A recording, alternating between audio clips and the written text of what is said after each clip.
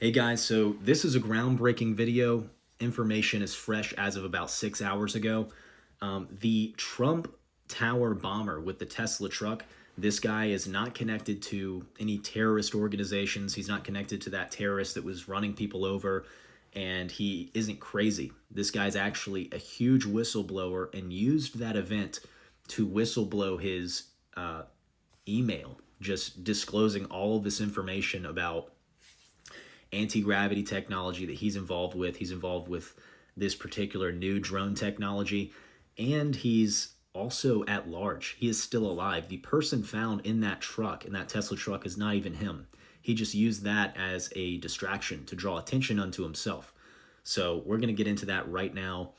This guy, so his name is Matthew Livelsberger. He's an active duty 18 Zulu, which in layman's terms, that's a Special Forces Operations Senior Enlisted member. That's someone that conducts Special Forces operations from a high ranking perspective. He's out of 110. And there's a lot of information that was brought out initially as a red herring. People were saying that, media organizations rather, were saying that he just recently found out that his child was not biologically his, so this was some sort of emotional reaction where he went and blew himself up. And, even Elon Musk was saying, like, oh, this proves that our Tesla truck is that powerful. The explosion didn't even go through or damage the body. We could probably get it back operating again. But actually, this wasn't even the point. The point was not to cause a mass cast situation. It was just to simply cause a situation and draw attention back to himself. He's still alive. I keep reiterating, but let's get into it. So on the Sean Ryan podcast, everybody needs to check that out because this is where that information was divulged.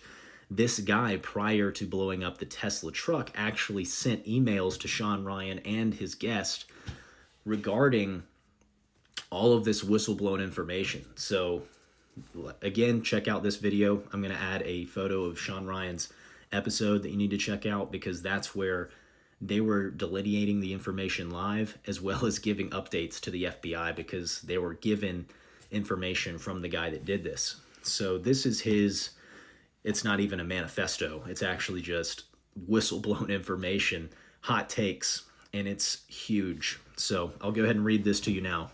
In case I do not make it to my decision point or on the Mexico border, I am sending this now. Please do not release this until 1 January and keep my identity private until then.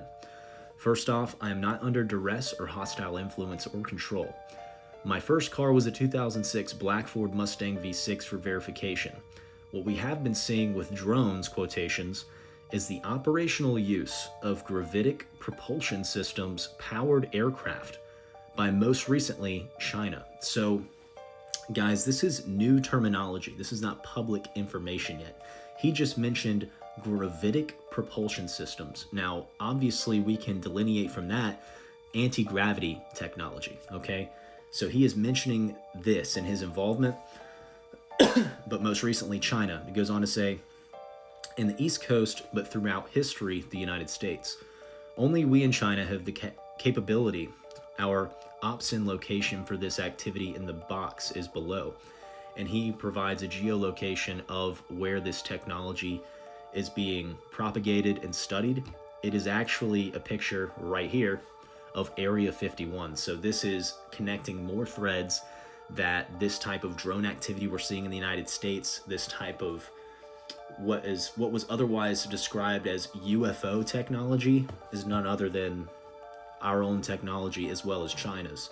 But this is new tech. This is like the Tic Tac that Joe Rogan mentioned on his show, that when at hypersonic speeds immediately stopped, changed direction, went at hyperspeeds again, went underwater with the same type of speed and didn't have any change in acceleration.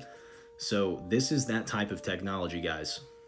It goes on to say, China has been launching them from the Atlantic from submarines for years, but this activity has recently picked up. As of now, it is just a show of force, and they are using it similar to how they used the balloon for signals intelligence and ISR, which are also part of the integrated comms system.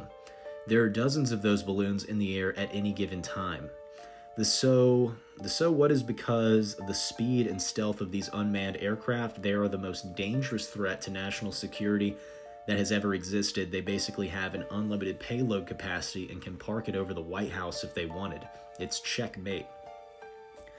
USG needs to give the history of this, how we are employing it and weaponizing it, how China is employing them, and what the way forward is. China is poised to attack anywhere in the East Coast. I've been followed for over a week now from likely Homeland or FBI, and they are looking to move on me, and are unlikely going to let me cross into Mexico, but won't because they know I am armed, and I have a massive VBIED. Now guys, in layman's terms, he's letting them know that he has a vehicle-borne explosive device. And interestingly enough, when these people were contacted, the FBI was contacted, they were asking, so what is a VBIED? Which is extremely embarrassing. The FBI should know exactly what that is. All the old heads, all the Gen Xers from the Iraq and Afghanistan war used that terminology to describe car bombs, okay, in Afghanistan and Iraq. But he goes on to say, I've been trying to maintain a very visible profile and have kept my phone, and they are definitely digitally tracking me.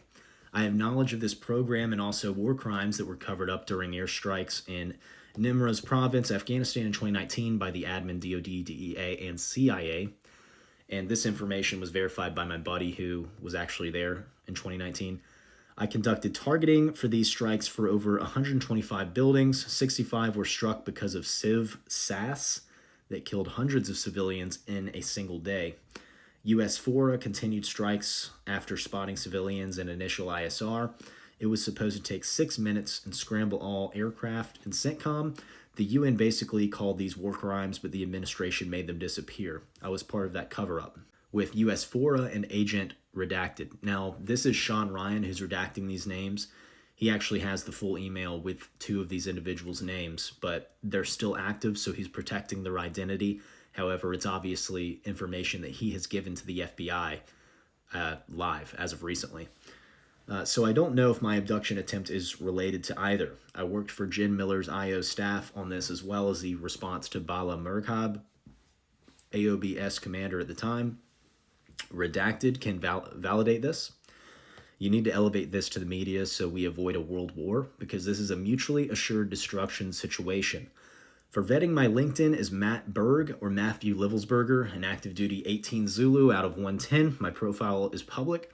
I have an active TSSCI with UAP USAP access.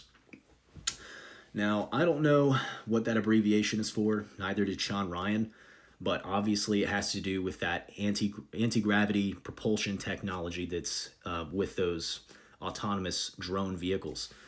So this is groundbreaking information, especially those of you that are aware of the De Glock project from World War II, Nikola Tesla's technological discoveries with this, as well as Antarctica and Operation Paperclip. All of these things are kind of connected with regards to this anti-gravity technology.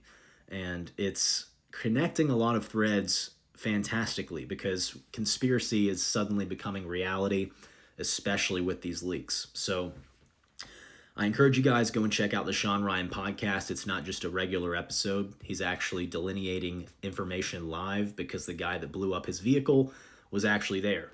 And also, how is he still alive? This guy is still at large. Basically, within the police reporting, the body that was found in the Tesla truck at Trump Tower is actually not him.